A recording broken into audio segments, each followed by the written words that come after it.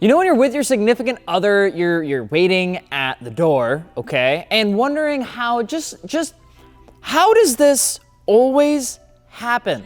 She said 5 minutes ago, 35 minutes ago, and it's not like you're counting, but you're just wondering, how come you're standing there hot as because you got your coat on and you're waiting to get in the car. She comes down the stairs and you ask, you know, honey, we said 5 minutes ago, an hour ago, why is it taking so long? And she said, hey, I can't leave the house without this stuff, okay? But you talk smack, but you know sure as hell that she packs everything that you need because you forget just about everything. When you get older, you actually just turn into more of a child when it comes to planning. That's why you get a significant other. Anyway, you can't judge because guess what? There are things that car guys just can't live without too. I'm Alex at FI on Instagram, and today we're gonna be talking about 5 things car guys or gals just can't live without.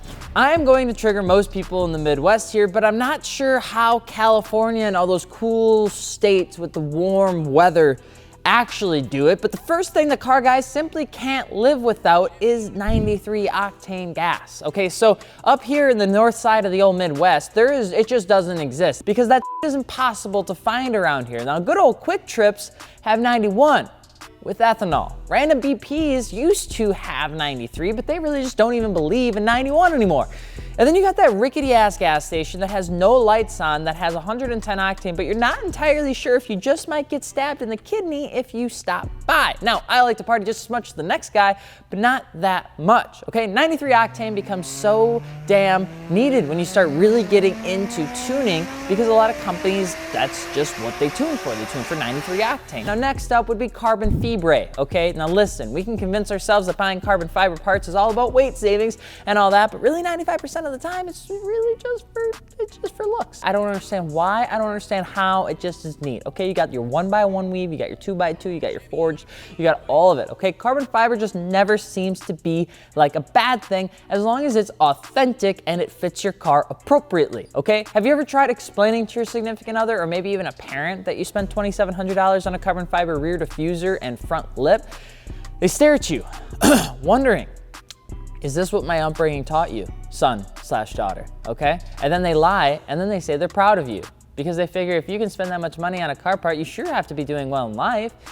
Doesn't matter, carbon fiber is the go-to for pretty much everything, and that's okay. But don't worry, because you won't even make it that far because you're gonna immediately try to cut off the exhaust or do something to immediately make it loud as shit. Catalytic converters? No need. Sorry, Cali, Wisconsin, we don't need it, we don't. What is that? Test pipes, mufflers, get those out of your headers. Let's see what sort of weird brands pop up on eBay and we'll just slap those bad boys on for the time being because we want it to sound cool. Literally making a car louder or just sound different than stock is not just a want, it's a need, especially with a car guy or gal. I mean, you just can't go wrong with it, and it's just something that everybody always seems to do. Another one would probably be wheels. Now, we're not trying to toot our own horn here, but when you're a car guy, even one on a budget, 99% of the time, that budget is gonna go towards dope wheels. At the end of the day, they make any 30-year-old car look 10 years old. I mean, it's a good thing to do. It kind of spruces up the life of your car, you know? It's just how they go.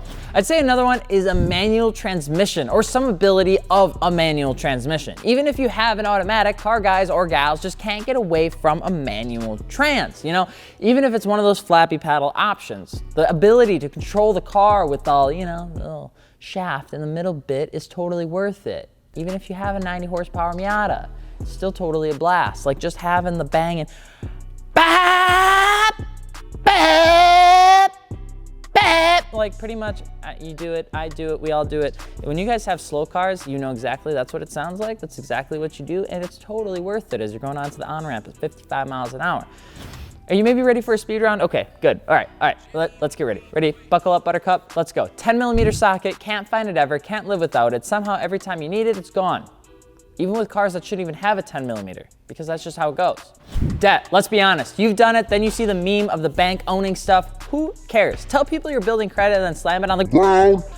Plus, have you seen how much carbon fiber is or 3-piece wheels? That's why like a firm even exists, brother. All right, backing it into parking lots. You gotta back it into a parking lot. It's just how it goes. You just put it in you put it backwards because it just looks better. What are you, a pleb? You're not gonna and put it in normally. Back it up like an eloquent scholar so you can stare back at it appropriately while you go into Target with your significant other and question why they even brought you in the first place, because all you're gonna do is spend time on the internet looking at car parts. Because Target sometimes is a little boring, all right? Nobody's got time to go through 62 aisles of stuff. I don't even know what Target sells, but apparently it sells everything that you don't need, okay? Quick wax. Nobody has time to detail their car until it's time to detail their car, which is pretty much 15 minutes before any car show or Cars and Coffee ever. How? Why? We suck at planning and we know it, okay? It doesn't change the fact that companies made a product that literally caters to the car enthusiast that sucks at planning. And last but not least, ramen. Let me tell you, boys and girls, you can make ramen a feast if you choose to. And I'm gonna tell you a little secret, okay? Let me tell you a little secret. Grab your frozen meatballs, tapatio, ramen, salt packets, scrambled eggs, okay? Tupperware the ramen with water for 3 minutes with the noodles inside, okay? Then you take your meatballs, separate microwave, 2 minutes, paper towel on both sides. Then after you've taken the 2 minutes, then take the tapatio, place on top of the meatballs, flip them upside down, put them back in the actual microwave, another 30 seconds. Then take your eggs, scramble dry. Then take your ramen bowl that's now should be done, drain the water out. Apply new, colder water, cut the meatballs, add those, take the egg, add in with a little bit, you wanna scramble those bad boys up. Then take the salt packet, add in, mix, add ramen, mix again, and voila. You have your high sodium ramen diet, and it costs about 74 cents a meal. If you're wondering how I know that, I went to college for 4 years. I lived off that. All right? So what's something that you think car guys or gals can't live without? Drop a comment below and let us know. And of course, guys, if you're looking for aftermarket wheels, tires, or suspension, be sure to check out fitmentindustries.com. And if you're not gonna do that, then at least subscribe. We've got a full build giveaway going on right now, and we'll be doing another wheel giveaway just in case I messed up the dates. But guys, you're gonna wanna check out fitmentindustries.com if you're looking to get entered into win a full wheel tire suspension build, or a wheel build, or you want to pick up a cool new dad hat, or you want to get some wheels, tires, suspension. There's like 7 sales plugs. Pretty much just go check out the website. We got a lot of cool stuff going on out there. Okay, I'm Alex from Fitment Industries. We will see you later. Peace.